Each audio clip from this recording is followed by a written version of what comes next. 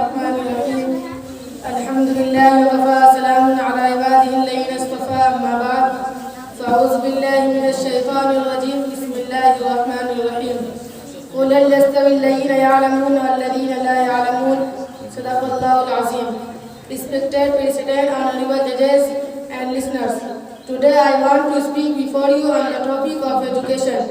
Please listen to me and encourage me. Dear friends, Allah has started His book with education. Allah says in the Holy Quran, اقرأ باسم ربك الذي خلق الإنسان من علق. اقرأ وربك الأكرم الذي علم بالقلم علم الإنسان ما لم يعلم. Read with the name of your Creator. He created the man from a clot of blood. Read with the name of your He is the most gracious. These are the first verses of the Holy Quran. Their English translation came to you.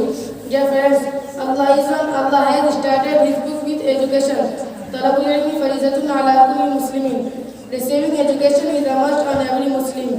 Respected honorable judges and listeners, today I want to speak before you on the topic.